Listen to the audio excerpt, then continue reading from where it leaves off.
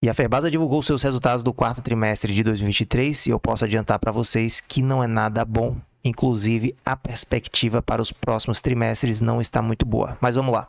Vindo logo aqui para esse DRE consolidado, o lucro líquido está na faixa de 55 milhões. Trimestre passado foi de 74 milhões, uma queda de 26% comparando o terceiro TRI com o quarto TRI de 2023. Nesse vídeo aqui, pessoal, eu vou tentar sempre comparar o quarto trimestre com o terceiro e não fazer aí uma análise do ano inteiro de 2023, porque o que a gente quer entender aqui é uma tendência para os próximos trimestres. Vejamos aqui que essas duas linhas permaneceram mais ou menos estáveis, uma queda de poucos por cento ali, que é a receita líquida e o custo de produtos vendidos. Isso aqui não mudou muito, bem como essa linha também não mudou muita coisa, custo sobre a receita, mas está um valor muito alto. 86% da receita é custo, ou seja, sobra muito pouco. Já o EBITDA ajustado caiu forte, cerca de 38%. E o lucro líquido também uma queda considerável na faixa de 26%. Vamos tentar entender aqui o ambiente de mercado que a Ferbasa está enfrentando, principalmente no que tange ali as ferroligas, né? O ferro silício e o ferro cromo. E veja que eu destaquei aqui já essa parte em amarelo. Vale ressaltar que entre o terceiro TRI e o quarto trimestre de 2023, apesar do declínio na produção doméstica de aço, a produção chinesa de ferro silício cresceu 11,6%, o que manteve o mercado em sobreoferta ao longo de todo o segundo semestre de 2023. Entre junho de 2023 e dezembro, a produção do ferro silício da China cresceu 22%, enquanto a sua produção de aço declinou 26%. O que está acontecendo, pessoal? A China está colocando muito ferro silício, produzindo muito ferro silício e não tem demanda para isso. A produção de aço declinou 26%. O ferro silício vai ser usado no aço, mas não tem produção de aço. Então, esse ferro silício acaba causando essa sobreoferta ao longo de todo o segundo semestre de 2023. E o que acontece quando tem uma oferta maior do que a demanda? Os preços caem. Então, o preço praticado pelas empresas que vendem ferro silício são preços cada vez menores. E a Ferbasa destaca aqui embaixo que os preços praticados por ela têm como parâmetro uma cesta de preços internacionais, dentre os quais os praticados pelos mercados europeu, americano e principalmente asiático, que é o caso ali da China. Sobre o ferro cromo, que é o outro produto da Ferbasa, eu destaquei o seguinte: o quarto trimestre de 2023 teve o pior desempenho para o preço do ferro cromo de alto carbono chinês, que regrediu durante os 3 meses e atingiu em dezembro de 2023 o patamar mais baixo desde outubro de 2022. Isto ocorreu porque, assim como no caso do ferro silício, houve aumento da oferta e redução da demanda, além de menores custos com minério de cromo. Vale ressaltar que no quarto trimestre a produção chinesa de ferro cromo de alto carbono cresceu pelo quinto semestre consecutivo e atingiu novo recorde trimestral. Então, é muita produção de ferro cromo e a demanda caindo.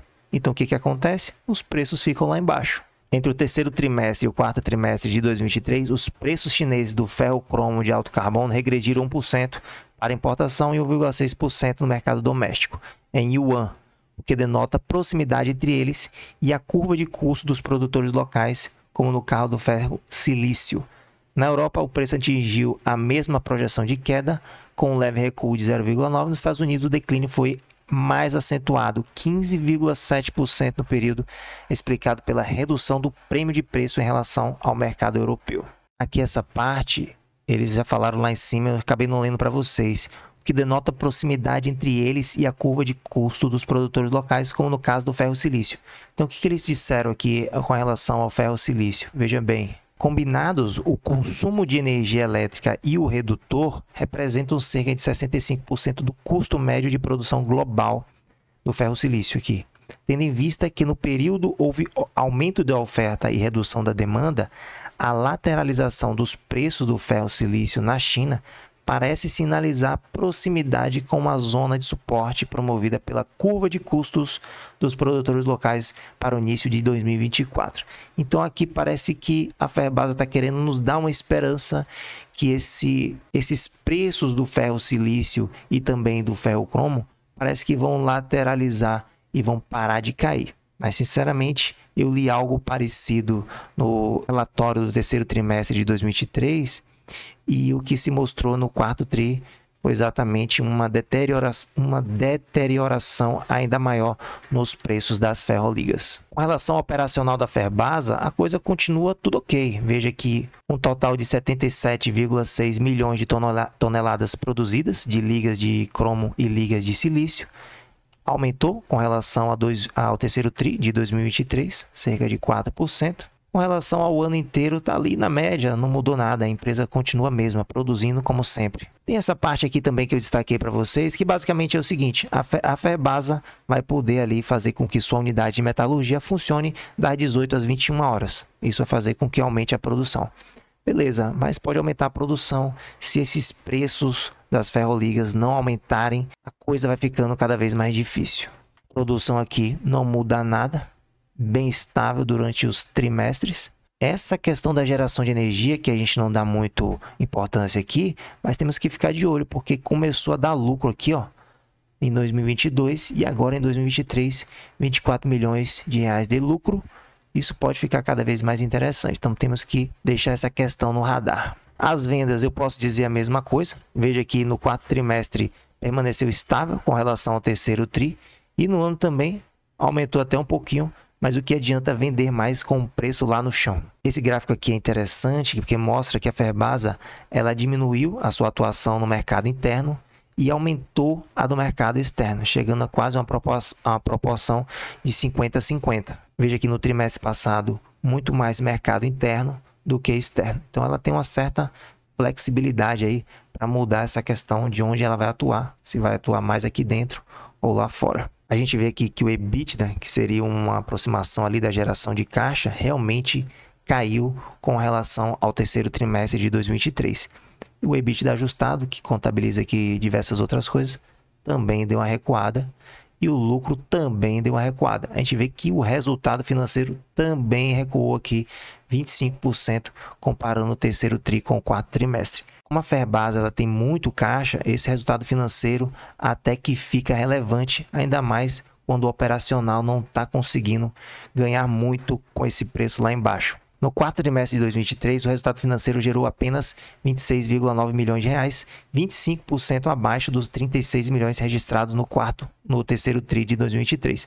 A variação ocorreu principalmente em função da redução de 10% na receita financeira, promovida pela queda na taxa básica de juros e no montante das aplicações financeiras devido ao maior consumo de caixa no período. Então, a Ferbasa consumiu caixa e a taxa Selic caiu. Como ela tem quase 1 bilhão de caixa e não tem dívida, esse resultado financeiro aqui, ele costuma vir sempre positivo.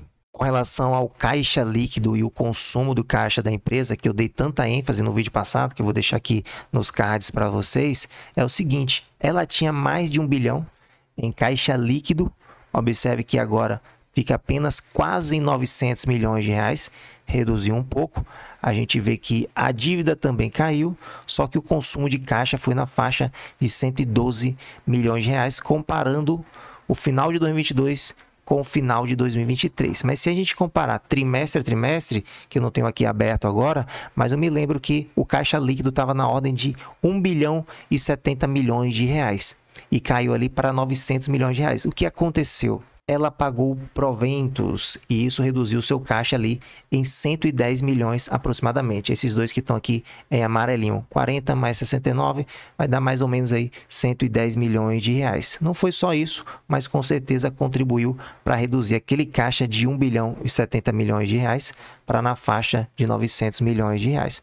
Tudo bem, proventos faz parte.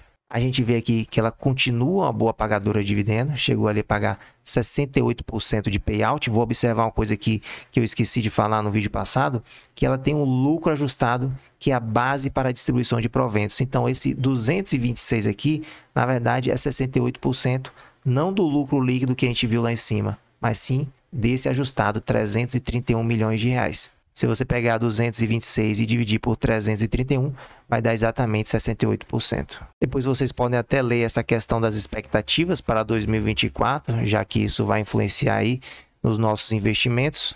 Mas eu destaquei essas duas passagens aqui e falo o seguinte: no que se refere às ferroligas de cromo e silício, 2023 foi marcado pelo distensionamento do comércio internacional, resultando em uma tendência geral de queda de preços com relação a 2022. Tal cenário elevou a importância do acompanhamento da curva de custos do global como suporte de preços dos produtos. Então parece que a Ferbasa ela tem uma esperança aqui de que essa tal curva de custos global dê ali um suporte para os preços, que os preços não caiam abaixo de um certo nível.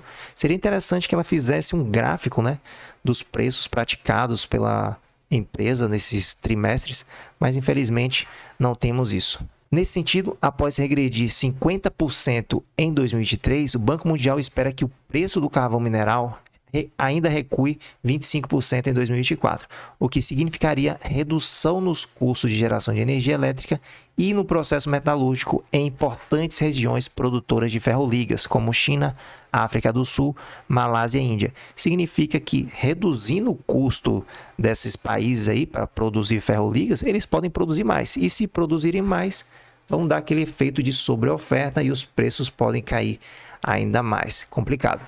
Essa parte final aqui dá uma certa mensagem de esperança para o investidor de Ferbasa. Fora todos os desafios, em 2024 permaneceremos com foco em ações de contenção de custo para todas as áreas, importantíssimo. Se já não tem preços interessantes, tem que diminuir os custos.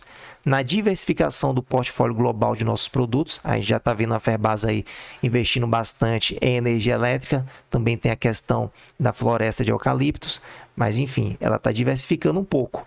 No constante monitoramento de oportunidades de mercado e na gestão criteriosa do fluxo de caixa. Importante aí que ela tem bastante caixa ainda, não tem mais acima de 1 bi de caixa líquido, né? Tem cerca agora de 900 milhões de reais, mas que ainda é um caixa muito robusto e ela tem que ter, de fato, uma gestão criteriosa desse caixa. E se você investe ou quer investir na Ferbasa, fica ligado em nosso canal Dividendo Complementar. Estou acompanhando a empresa aí, todos os passos que ela está tendo. Já se inscreve no canal, dá um like nesse vídeo também para ajudar na divulgação. Um grande abraço e até o próximo.